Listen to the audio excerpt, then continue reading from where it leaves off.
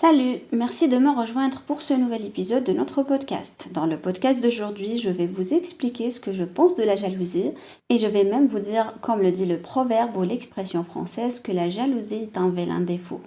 Donc, comme d'habitude, je vais vous expliquer chaque mot, ensuite je vous expliquerai le sens de l'expression globale et puis j'essaierai de l'employer dans différents contextes.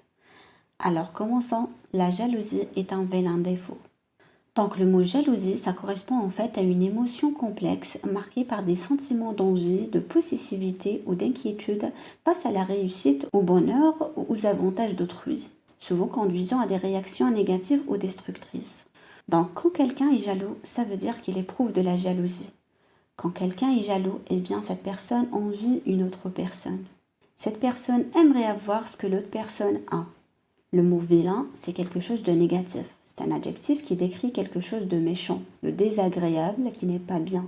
Quand on dit ce petit garçon a été vilain, ça veut dire ce petit garçon n'a pas été gentil, ce petit garçon n'a pas écouté sa maman, etc. Le mot défaut désigne une imperfection, une caractéristique négative ou un manque dans quelque chose ou quelqu'un. Et c'est le contraire d'une qualité. Il y a certaines personnes qui pensent n'avoir que des qualités, mais croyez-moi, elles se trompent. Chaque personne, sans exception, a des qualités et des défauts. Et c'est ce qui fait en fait que chaque personne est différente et que les relations humaines sont si complexes et intéressantes. C'est parce qu'on a tous nos qualités et nos défauts. Nous sommes tous différents. Et ce proverbe, la jalousie est un vilain défaut, signifie simplement que ressentir de la jalousie n'est pas une qualité souhaitable. Il souligne que l'envie et la possessivité envers les réussites ou les bienfaits d'autrui sont des comportements peu attrayants et déplaisants. En d'autres termes, il nous rappelle de ne pas laisser la jalousie influencer nos attitudes et nos actions car cela peut être nuisible tant pour nous-mêmes que pour nos relations avec les autres. L'expression souligne que la jalousie est considérée comme un défaut ou une faiblesse car elle peut causer des souffrances non seulement pour ceux qui sont jaloux, mais aussi pour ceux qui en sont l'objet. Elle met en avant le fait que la jalousie peut provoquer des tensions dans les relations, créer des conflits et détruire la confiance mutuelle. En utilisant cette expression, on encourage généralement les individus à reconnaître la jalousie comme un sentiment naturel, mais à faire preuve de modération et à éviter de la laisser prendre le dessus. Elle rappelle l'importance de l'estime de soi, de la confiance en soi et de la gratitude pour ce que l'on possède déjà plutôt que de se focaliser sur ce que les autres ont. On va voir quelques exemples.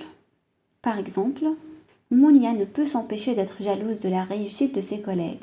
Elle essaye souvent de les dévaloriser pour se sentir mieux dans sa propre situation. Mais la jalousie est un vilain défaut qui ne fera que compromettre ses relations professionnelles et son bonheur personnel. Dans cet exemple, Mounia éprouve une forte jalousie envers la réussite professionnelle de ses collègues. Pour se sentir supérieure, elle adopte les comportements négatifs tels que la dévalorisation. Cependant, l'expression met en garde contre les conséquences néfastes de cette jalousie excessive. Elle souligne que son comportement nuira non seulement à ses relations avec ses collègues, mais aussi à son bien-être personnel. Un deuxième exemple. Sami a présenté une idée innovante lors d'une réunion d'entreprise. Et son collègue Mehdi réagit en suggérant que l'idée n'est pas si géniale et qu'il aurait pu faire mieux.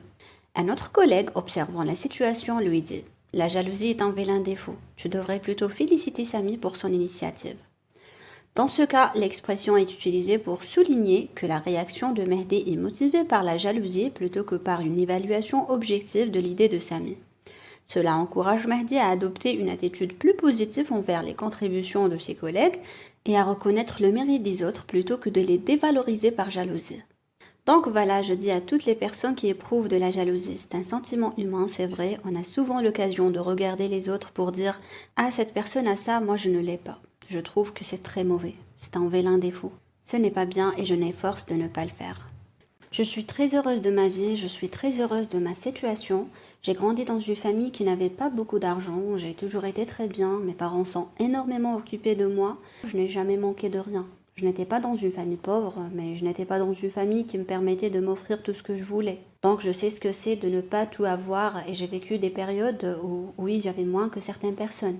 Et pourtant, je n'étais pas jalouse. Je n'ai pas dit « Ah, mes parents ne peuvent pas m'offrir quelque chose, par contre, j'ai une amie qui a cette chose parce que ses parents lui ont acheté. » Non, je n'ai jamais été jalouse. Si ma copine a une chose et que ses parents ont assez d'argent pour lui acheter, très bien, je suis heureuse pour elle.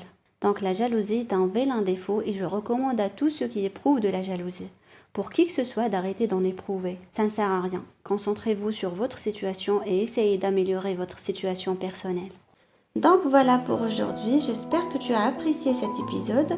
Je te rappelle que tu peux télécharger gratuitement la fiche PDF qui reprend toutes les explications et tous les exemples de ce podcast. C'est dans la description, tu peux y aller dès maintenant. Donc merci à vous, n'hésitez pas à me rejoindre sur mon cours gratuit sur YouTube. Chacun de mes articles est accompagné d'un fichier PDF qui est dans la description de cette vidéo. Si tu as aimé, mets un petit j'aime, un petit pouce en l'air, ça fait toujours plaisir et ça nous aide à choisir les sujets qu'on aborde sur la chaîne. Et bien sûr, abonne-toi à la chaîne YouTube de Français Spontané en activant les notifications pour ne rien manquer. Merci de m'avoir écouté et je vous dis à très bientôt pour un nouvel épisode du podcast.